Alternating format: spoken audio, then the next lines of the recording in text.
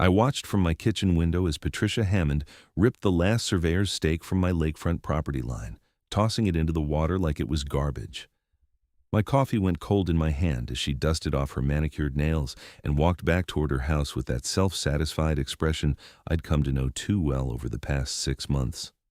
My name is Ryan Bradford, and I'd spent every penny of my retirement savings buying this waterfront property on Lake Conroe, Texas. The place wasn't much to look at when I closed on it last November, an old ranch house that needed work, sitting on what the listing described as approximately 1 acre with premium lake access. That approximately turned out to be the understatement of the century, but I didn't know that yet. I was too busy planning renovations, dreaming about morning coffee on a dock I'd build myself, maybe getting a small fishing boat. The Pinewood Shores HOA seemed friendly enough at first. The welcome packet arrived 3 days after I moved in, full of rules about lawn maintenance, fence heights, and approved paint colors. Standard stuff. Patricia Hammond had even stopped by with a basket of muffins and a smile that didn't quite reach her eyes. "Welcome to the neighborhood," she'd said, standing on my porch in her tennis whites, her blonde hair pulled back so tight it looked painful. "I'm the HOA president. We run a tight ship here, but I'm sure you'll fit right in." I should have paid more attention to that word, tight. Everything was fine until March, when I started making plans for my dock. I'd hired a local surveyor, Mike Chen, recommended by my real estate agent. Good guy, fair prices, been working in Montgomery County for 20 years. He came out on a Tuesday morning, just as the spring weather was starting to warm up. "Should be straightforward," Mike said, setting up his equipment near where I thought my property line ended. "According to the plat map, your lot extends about 150 feet from the back of your house to the water line. Pretty standard for this development." We were about halfway through the survey when Patricia appeared, cutting across from her property 2 lots down. Her face was already red, and not from the sun. "Excuse me, what exactly do you think you're doing?" Mike looked up from his transit, confused. "Property survey, madam. Mr. Bradford here needs it for his dock permit." "Dock permit?" Her voice went up an octave. "There must be some mistake. That waterfront belongs to the HOA common area." I felt my stomach drop. "What are you talking about? I bought this property with lake access. It's right there in my deed." Patricia crossed her arms, her tennis bracelet catching the light. "Your property line ends at the tree line, Mr. Bradford. Everything from there to the water is HOA property. It's been that way since this development was established in 1987. Mike frowned, pulling out his copy of my property plat. "Madam, I'm looking at the registered survey here, and it clearly shows I don't care what that paper shows." Patricia interrupted. "I've lived here for 15 years. I know where the property lines are. You need to stop this immediately." That's when things got heated. I tried to stay calm, explaining that I'd purchased the property specifically for the lake access, that my deed described the lot as extending to the water. Patricia wasn't having it. She pulled out her phone and started taking pictures of Mike's equipment, of the stakes he'd placed, of me. "This is HOA harassment," she declared. "I'm documenting everything. You'll be hearing from our attorney." She stormed off, leaving Mike and me standing there in awkward silence. "You want me to continue?" Mike asked. "Yeah," I said, though my confidence was shaking. "Finish the survey. If there's a problem with the property line, we need to know now." Mike completed his work that afternoon. The results were clear. My property extended all the way to the water line, just as my deed stated. I had about 60 feet of prime lakefront, more than enough for a dock and a small beach area. I should have been celebrating. Instead, I was staring at an email from the HOA attorney demanding I cease all surveying activities and appear before the HOA board for a hearing. The hearing was scheduled for the following Monday evening at Patricia's house because apparently the HOA was too cheap to rent actual meeting space. I showed up with my deed, my survey results, and my real estate attorney, Janet Morrison, who'd helped with my purchase. Patricia's living room was decorated like a catalog from some high-end furniture store, all whites and grays and uncomfortable-looking chairs. The HOA board consisted of Patricia, her friend Deborah Chen, no relation to my surveyor, and a nervous-looking guy named Tom who spent the entire meeting staring at his lap. "Mr. Bradford," Patricia began, sitting behind a folding table like it was a judge's bench, We're here to address your unauthorized surveying activity and your apparent misconception about your property boundaries. Janet leaned forward. My client's survey was entirely legal and necessary for his planned dock construction. The results clearly align with his deed description. Patricia slid a piece of paper across the table. This is a plat map from 1987 showing the original HOA common areas. As you can see, all waterfront access was designated as shared space. I looked at the faded photocopy. It was nearly illegible, but sure enough, there seemed to be a notation about common areas. But when Janet examined it more closely, she pointed out something interesting. This map shows lots 1 through 15 with shared waterfront access. Mr. Bradford owns lot 22. These aren't even the same section of the development. Patricia's face went tight. That's a clerical error. The principle remains the same. The principle of law is what remains the same, Janet countered. My client has a legally recorded deed that describes his property as extending to the waterline. Unless you can produce a specific deed restriction or easement that contradicts this, he has every right to build on his own land. The meeting went downhill from there. Patricia accused me of trying to privatize community resources. Deborah chimed in with concerns about property values and neighborhood character. Tom said nothing. When I tried to explain that I just wanted to build a simple dock for my own use, Patricia cut me off. The HOA will not tolerate this kind of selfish behavior. We're filing an injunction. They did exactly that. 3 days later, I received notice that the Pinewood Shores HOA was seeking a temporary restraining order to prevent any construction on the disputed waterfront area. The court date was set for 6 weeks out, which meant my entire spring building season was shot. But that wasn't the worst part. The worst part came 2 weeks after the hearing on a Saturday morning when I was out getting supplies. I came home to find all of Mike's survey stakes gone, every single one. I walked my property line, my supposed property line, 3 times, searching the grass, the brush, even the shallow water. Nothing. Someone had pulled them all up.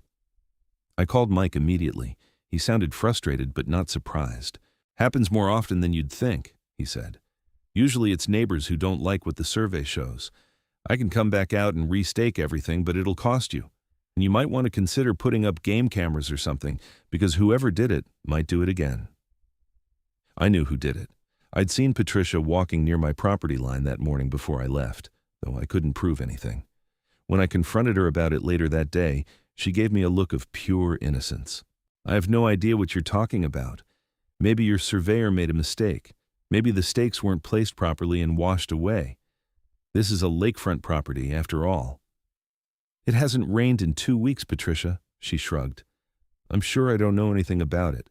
But while you're here, I should inform you that the HOA board voted to fine you $500 for the unauthorized surveying activity. You'll receive formal notice in the mail. My jaw dropped. You can't fine me for surveying my own property. We can fine you for violating HOA regulations regarding land modification without prior board approval. It's in the bylaws, Section 7, Paragraph 3. I went home and actually read the entire HOA bylaws document for the first time. It was 73 pages of the most convoluted legalese I'd ever encountered, but nowhere could I find anything that required board approval for a property survey. Janet confirmed this when I sent her the document. They're grasping at straws, she wrote back. Don't pay the fine. We'll address it in court. But the fines kept coming. Another $500 for failure to pay previous fine. $250 for parking an unauthorized vehicle in driveway, because my contractor friend parked his truck there for an hour. $100 for lawn maintenance violation, even though my grass was the same length as everyone else's. I was being targeted, and everyone in the neighborhood knew it. Some of my neighbors started avoiding me, probably afraid of getting on Patricia's bad side. Others expressed quiet sympathy but wouldn't speak up publicly. Only old Mr. Henderson from across the street had the guts to tell me directly. She did the same thing to the Robinsons 3 years ago, he said, keeping his voice low even though we were standing in my own driveway. Drove them out eventually. They sold at a loss just to get away from her. What was their issue? Wanted to paint their shutters blue. Patricia said it wasn't an approved color. It got ugly, real ugly. That night, I made a decision. I wasn't going to be driven out. This was my home, my retirement dream. If Patricia wanted a fight, she'd get one. I hired Mike to come back and restake the property. This time, I took photos and video of every single stake placement, documenting the GPS coordinates and tying them to permanent landmarks. I also installed 3 trail cameras covering different angles of the waterfront. Mike finished his work on a Wednesday. By Friday morning, the stakes were gone again, but this time, I had it on camera. The footage was crystal clear. Thursday evening, just after sunset, Patricia Hammond walked onto my property carrying a canvas bag. She spent 20 minutes systematically pulling up every stake, dropping them in the bag, then walked down to the water and threw the entire bag into the lake. She even looked around afterward to make sure she'd gotten them all.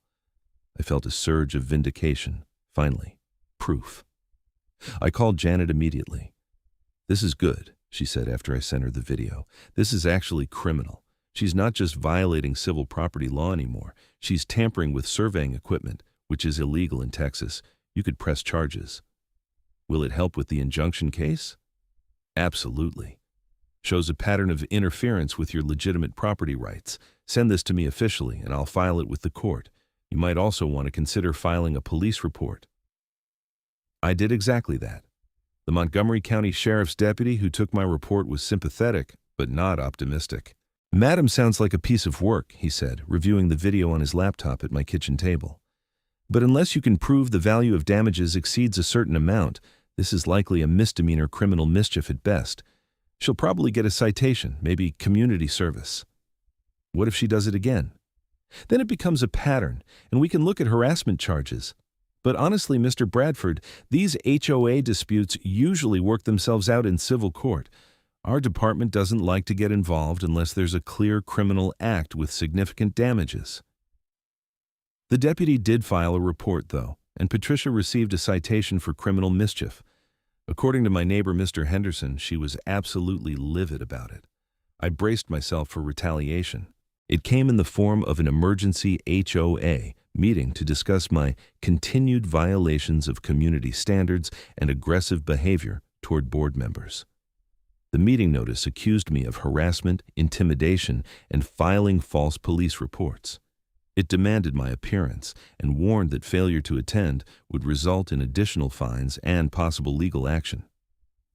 Janet advised me not to go. "It's a kangaroo court. They're just trying to build a narrative that you're the problem. Let them have their meeting. Document everything they send you, but don't engage." I took her advice, but it was hard. I kept thinking about what Mr. Henderson had said about the Robinsons being driven out. I couldn't let that happen to me. The court date for the injunction arrived in mid-May.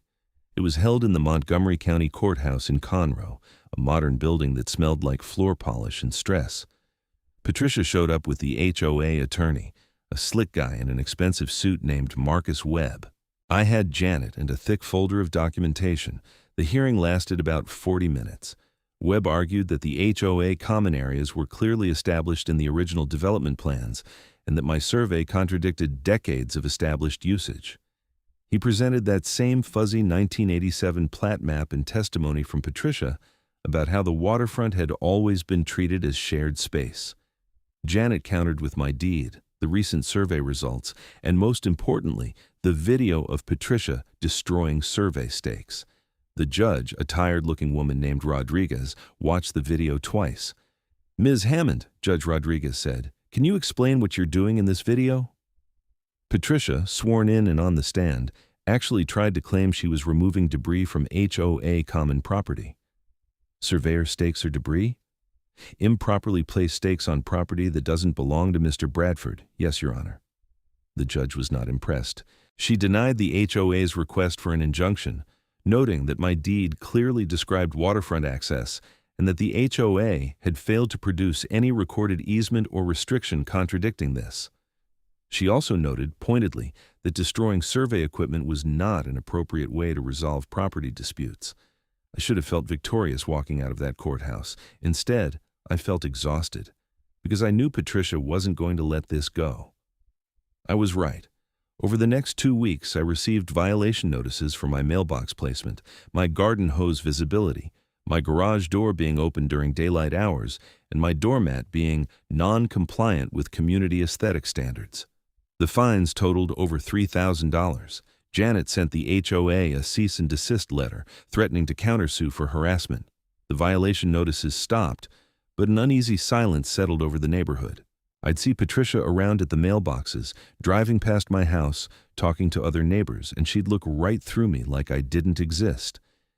Then, in early June, I decided to move forward with my dock construction. I had my permits from the county, my survey was certified, and the court had rejected the HOA's injunction. I hired a local contractor, Bill Richards, who specialized in lakefront construction. Bill and his crew showed up on a Monday morning with lumber, tools, and a small barge for the waterwork. We were laying out the dock foundation when Patricia appeared, this time with Deborah and 2 other women I recognized from the neighborhood. "You need to stop this immediately," Patricia announced, her voice carrying across my yard. "The HOA has not approved this construction." Bill looked at me, then at Patricia. "Madam, we have all the necessary permits from the county. The property owner has legal right to build here." "The HOA approval supersedes county permits," Patricia insisted. "This is a covenant-controlled community." Bill had been building docks on Lake Conroe for 30 years. He'd seen this before. "Madam, HOA approval is required for aesthetic compliance, but it can't override a property owner's legal rights to use their deeded land. If you have a legal objection, you need to take it up in court. But we're going to keep working." Patricia's face went red. "We'll see about that." She pulled out her phone and made a call right there, pacing back and forth on my lawn like she owned it. 10 minutes later, a county code enforcement officer showed up. Patricia must have had him on speed dial. The officer, a young guy who looked like he'd rather be anywhere else, checked Bill's permits and my survey documents. Everything was in order. He told Patricia as much. "But the HOA rules," she started. "Madam, I enforce county code, not HOA rules. If you have an HOA dispute, that's a civil matter between you and the property owner. These gentlemen have the right permits for their construction." Patricia stood there, practically vibrating with fury as the code officer drove away. Then she turned to me with a look I'll never forget, pure, cold hatred. "You're going to regret this, Ryan. I promise you that." She left, and Bill's crew went back to work. But I felt a chill despite the June heat. The dock construction took 3 weeks. During that time, someone called in noise complaints to the sheriff's office 4 times, even though we were only working during normal business hours. Someone filed an anonymous report with the Texas Parks and Wildlife Department claiming we were disturbing protected bird nesting areas we weren't, and the inspector confirmed it. Someone even called the county claiming we were dumping construction debris in the lake, which was completely false. Every single complaint came from the same area, Patricia's general vicinity, though she was careful never to leave her name. Bill finished the dock on a Thursday. It was beautiful, a simple wooden structure extending about 30 feet into the water with a small platform at the end, perfect for fishing or just sitting with a beer watching the sunset. I paid Bill, thanked him profusely, and spent that evening christening my new dock with a 6-pack and a sense of hard-won peace. That weekend, I bought a small fishing boat, nothing fancy, just a 12-foot aluminum John boat with an outboard motor.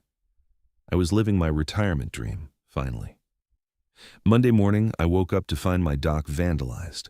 Someone had sawed through 2 of the support posts, leaving the whole structure dangerously unstable. One section was already sagging into the water. I called the sheriff immediately. This wasn't just harassment anymore. This was serious property damage, probably thousands of dollars in repairs. A different deputy came out, older than the first one, more experienced.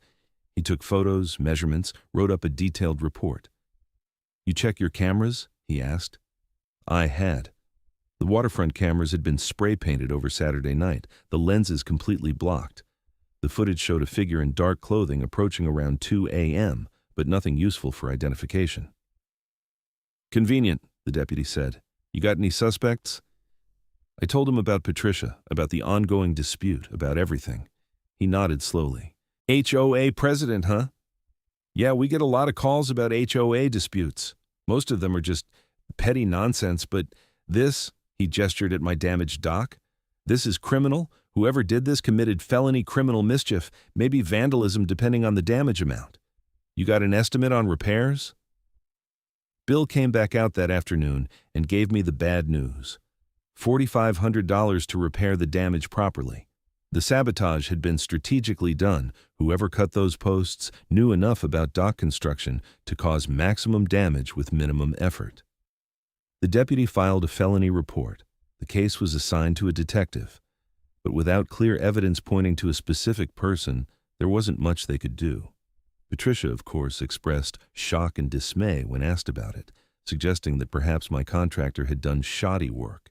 I had the dock repaired, this time installing metal security cameras in waterproof housings, positioned where they couldn't be easily reached or spray painted. I also installed motion sensor lights covering every angle of my waterfront. For a few weeks, things were quiet, too quiet. I kept waiting for the next shoe to drop. It dropped in late July. I was working in my garage when Mr. Henderson came rushing over, looking panicked.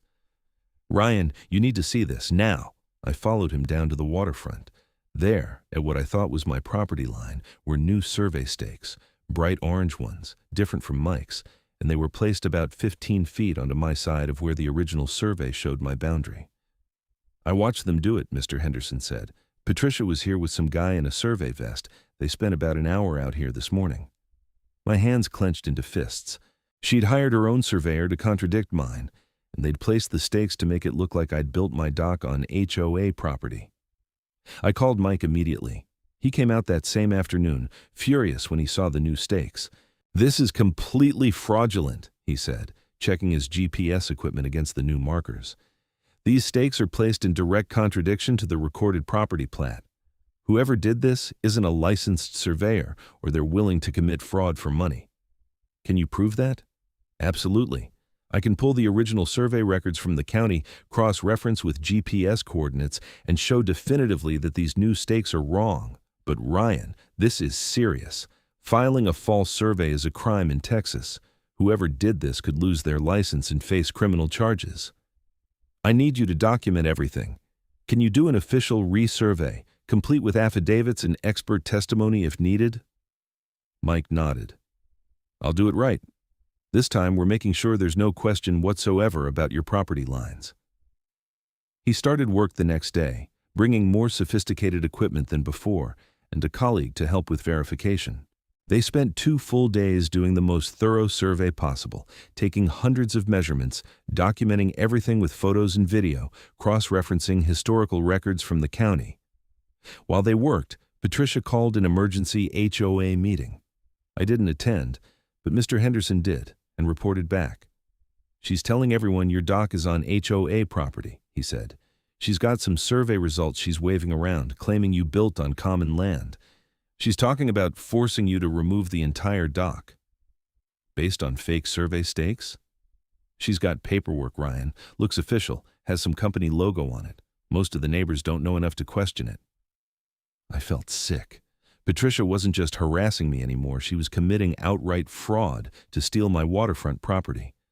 And from the sound of it, some of my neighbors were believing her. Mike finished his survey on a Friday afternoon. We stood at the waterfront looking at his results, displayed on his laptop. "Your original property line is exactly where my first survey showed it," he confirmed. "You own all of this waterfront, right down to the water. The new stakes are placed on what is unquestionably your deeded property." "Who placed them?" Mike pulled up something on his laptop. "I checked with the county surveyor's office.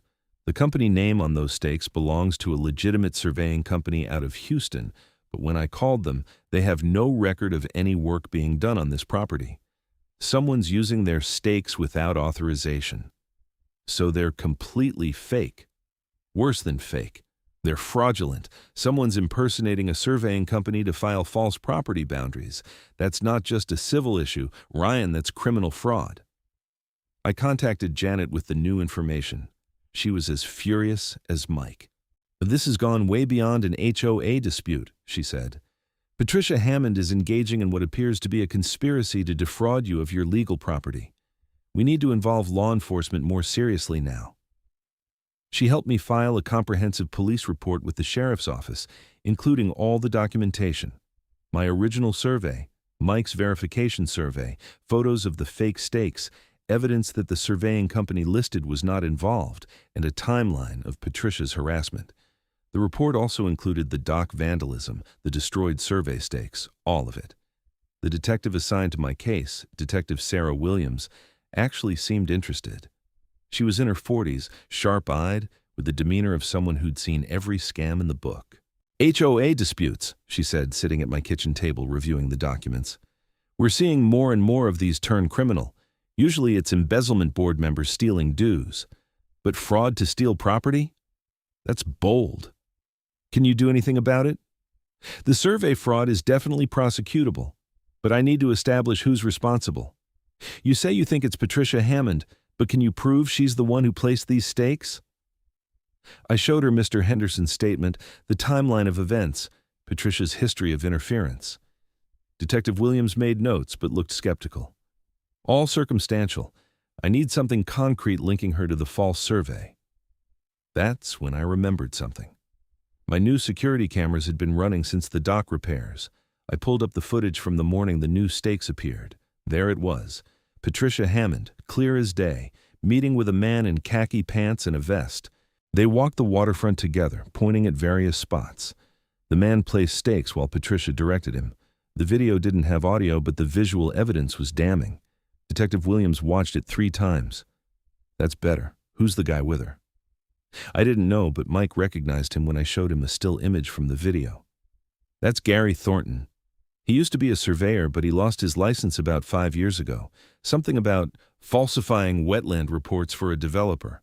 I'm surprised he's still working in the field. He's not licensed? Detective Williams looked very interested now. Hasn't been for years. If he's representing himself as a licensed surveyor, that's another crime. Things started moving quickly after that. Detective Williams contacted Gary Thornton for questioning. According to her later report, he initially tried to claim he was doing consulting work for the HOA, but when confronted with evidence of the fake stakes and his unlicensed status, he got nervous. When she mentioned potential felony charges for fraud and impersonating a licensed professional, he got a lawyer. And apparently, his lawyer advised him to cooperate. Thornton gave a statement admitting that Patricia Hammond had hired him for $500 to resurvey the waterfront property line and place new stakes showing that my dock was on HOA common land. He claimed he didn't know it was illegal, that Patricia had assured him she was just correcting errors from my surveyor. He provided text messages and emails from Patricia outlining exactly what she wanted. Based on this evidence, Detective Williams brought Patricia in for questioning. According to Mr. Henderson, who heard it from another neighbor, Patricia went absolutely ballistic when the sheriff's deputy showed up at her door. I wasn't privy to what happened during the questioning, but a few days later, Janet called me with news. The district attorney is filing charges against Patricia Hammond, felony fraud for the fake survey, criminal mischief for the dock vandalism. Apparently Thornton admitted to that too, said Patricia paid him to do it, and several lesser charges related to destroying your original survey stakes. I felt a mix of vindication and something else. Sadness, maybe. This had spiraled so far beyond what it needed to be. What happens now? She'll be arraigned, probably released on bail. The criminal case will proceed separately from our civil case. Speaking of which, we should discuss filing a lawsuit against both Patricia and the HOA for harassment, property damage, and intentional infliction of emotional distress. Will that accomplish anything? It'll cost them money, which seems to be the only language Patricia understands, and it might prevent this from happening to the next person who crosses her.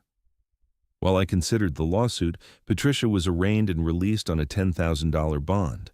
The HOA board held an emergency meeting and voted to place her on temporary administrative leave as president, which was a nice way of saying they were distancing themselves from her pending criminal trial. But Patricia wasn't done fighting. Through her attorney, she filed a counterclaim alleging that I had harassed her, that my surveys were fraudulent, and that I had orchestrated a conspiracy to frame her for crimes she didn't commit. It was desperate and nonsensical, but it complicated everything.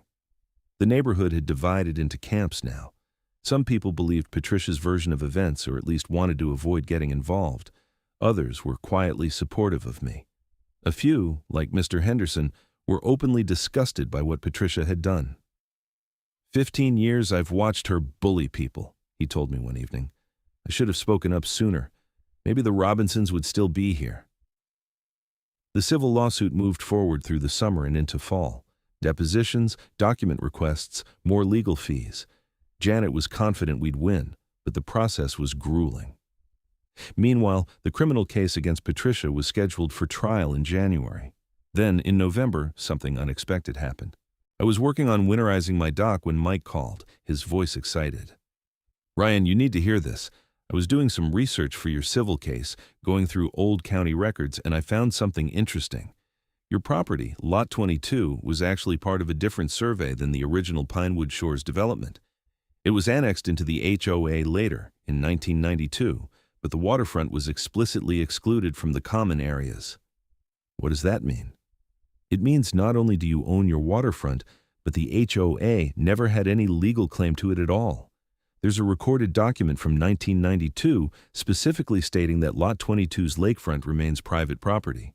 Patricia's entire argument was based on a false premise. This was huge. Janet immediately filed a motion for summary judgment in the civil case, arguing that the newly discovered document proved the HOA had no standing to dispute my property rights. The judge agreed and issued a ruling in my favor, awarding me damages for the dock repairs, legal fees, and emotional distress. The total came to over $70,000 to be paid by the HOA's insurance. Patricia's attorney tried to appeal, but the evidence was too clear. The waterfront was mine, had always been mine, and the HOA had no legitimate claim to it. The criminal trial took place in January, almost a year after Patricia first destroyed my survey stakes. I had to testify, describing the harassment, the vandalism, the fake survey. Mike testified about the fraudulent stakes. Mr. Henderson testified about witnessing Patricia's behavior. Gary Thornton, having taken a plea deal, testified about Patricia hiring him to vandalize my dock and place false survey markers. Patricia's defense was that she'd been acting in good faith to protect HOA interests, that she genuinely believed the waterfront was common property. But the prosecution produced those text messages between her and Thornton, including one where she wrote, "I don't care what his deed says, we need to make it look like the waterfront is ours." That message destroyed her good faith defense. The jury found her guilty on multiple counts: felony fraud, criminal mischief, destruction of property, and filing a false instrument. The judge, the same Judge Rodriguez who denied the original injunction, sentenced her to 3 years probation, 300 hours of community service, and ordered her to pay restitution for all damages, including my dock repairs. Patricia stood in that courtroom, her face pale, as the sentence was read. Her husband, who I'd barely seen throughout this whole ordeal, sat in the back row looking broken. I almost felt sorry for her. Almost. The HOA board officially removed Patricia as president and issued a formal apology to me, drafted by their insurance company's lawyers. They implemented new policies requiring board approval before any legal action could be taken against homeowners and established an independent review process for complaints. Deborah, Patricia's friend who'd been vice president, resigned from the board entirely. Tom, the quiet guy, became interim president and turned out to be reasonable and fair. The neighborhood slowly returned to normal, though Patricia's house went up for sale in February. I heard they moved to Austin to live with their daughter. I spent that spring on my dock, fishing and watching the sunrise over Lake Conroe, finally living the retirement I'd dreamed about. Mr. Henderson joined me sometimes, and we'd talk about everything except HOA drama. One morning in April, a young couple stopped by while looking at another property in the neighborhood. They asked me about living in Pinewood Shores. "It's a good place," I told them honestly. "Quiet, friendly neighbors, beautiful lake access. The HOA had some problems, but they're working on fixing things." "We heard there was some drama with the old president," the woman said. There was. But here's what I learned. If you're in the right, if you have the law on your side, don't back down. Document everything, get good legal help, and stand your ground. Bullies rely on people being too tired or too scared to fight back. They thanked me and moved on. I went back to my fishing, feeling the morning sun on my face, listening to the water lap against my dock posts. Later that week, I got a letter from the county surveyor's office.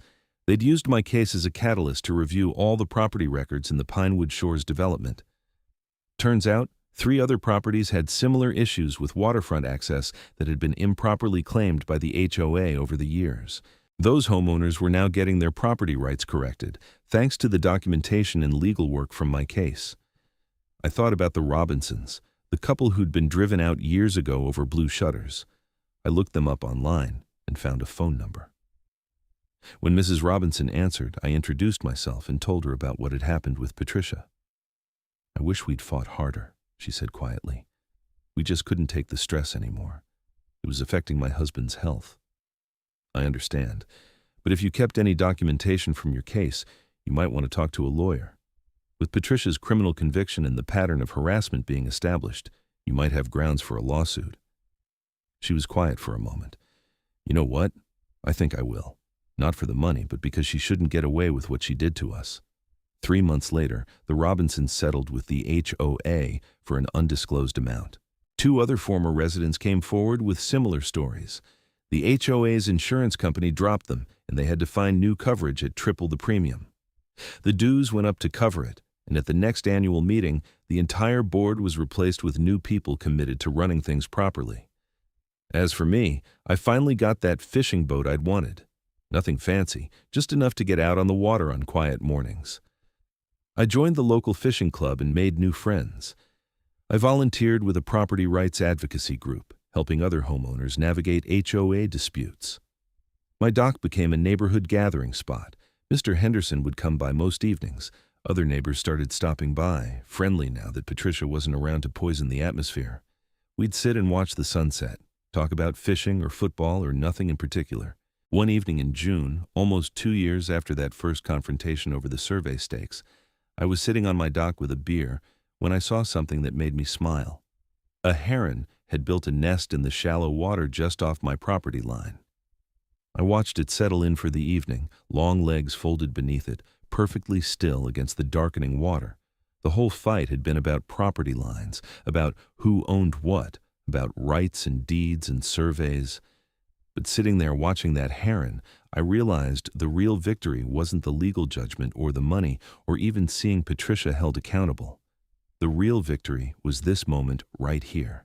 Peace, quiet, and the simple pleasure of watching the day end over the water I'd fought so hard to keep. My phone buzzed. A text from Janet. "New client, HOA dispute, wants your advice. Interested?" I looked at the message for a long moment, then at the heron, then back at the message. "Sure," I typed back. "Always happy to help someone stand up to bullies." Because that's what it had really been about all along. Not the waterfront, not the dock, not even the property rights, though all of that mattered. It was about refusing to be intimidated, about standing up when someone tries to take what's rightfully yours through fear and harassment. The next morning, I met with Janet's new client, a woman named Maria who was being fined by her HOA for planting native flowers instead of grass. Her story was different from mine in the details, but the same in the essentials: an overreaching HOA president, escalating harassment, threats, and intimidation. "What should I do?" she asked me, looking exhausted and defeated. I showed her my dock through the window, told her the whole story, and gave her the same advice Janet had given me at the beginning. "Document everything, get your documents in order, find out what the law actually says, not what they claim it says, and don't back down if you're in the right. It won't be easy and it won't be quick, but it's worth it." She left looking more hopeful than when she'd arrived.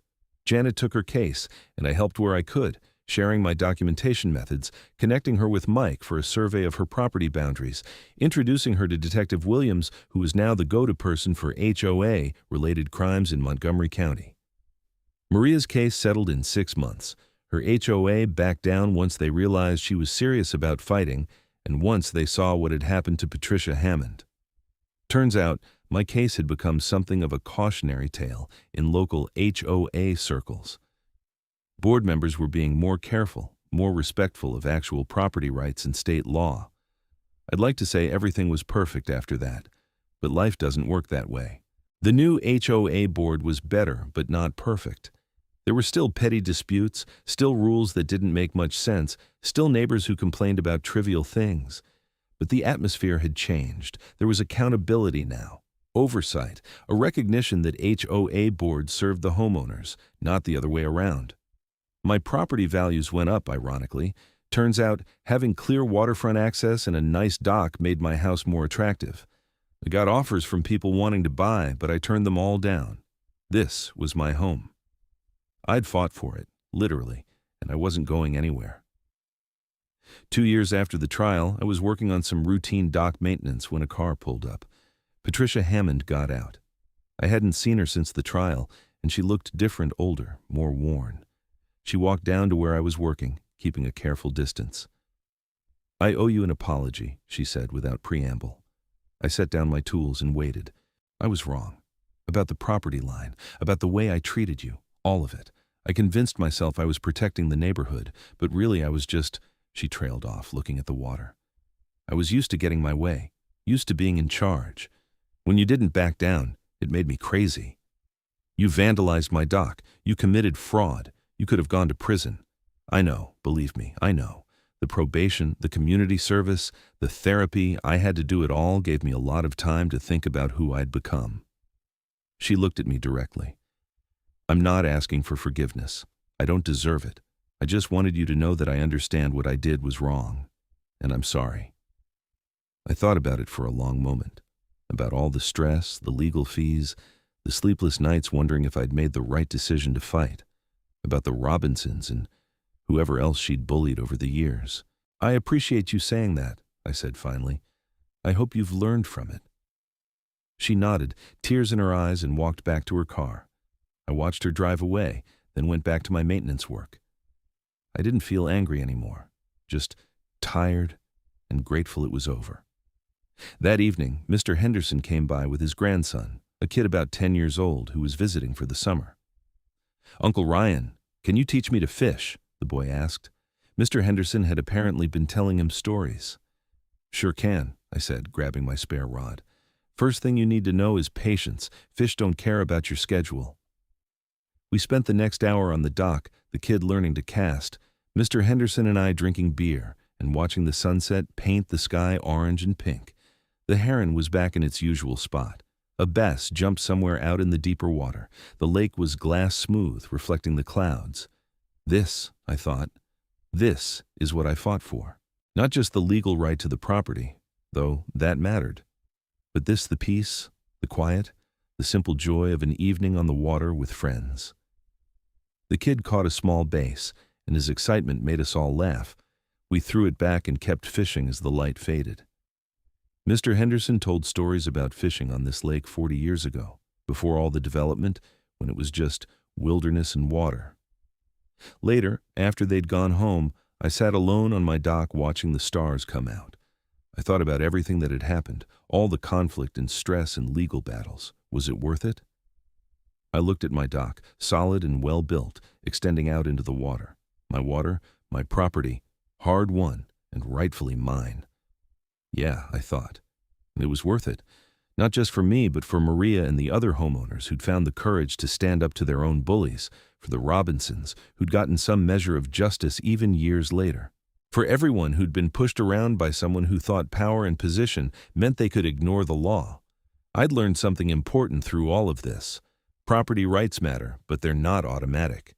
You have to defend them. You have to stand up, document everything, get good legal help, and be willing to see it through no matter how hard it gets. Because bullies count on you getting tired, getting scared, giving up. Patricia had counted on that with me. She'd escalated and intimidated and harassed, expecting me to fold like the Robinsons had, like probably others before them. But I hadn't, and in the end, that made all the difference. My phone buzzed again. Another referral from Janet, another homeowner in another HOA dispute. I read the message, smiled, and typed back that I'd be happy to help. The work of standing up to bullies, I'd learned, is never really done. But it gets easier when you know you're not alone, when you know the law is on your side, and when you refuse to back down from what's right. I finished my beer, gave the heron a final look, and headed inside. Tomorrow I'd meet with Janet's new client. Tonight, I'd sleep well in my house, on my property, with my dock extending into my waterfront, hard won, legally established, and finally peacefully mine.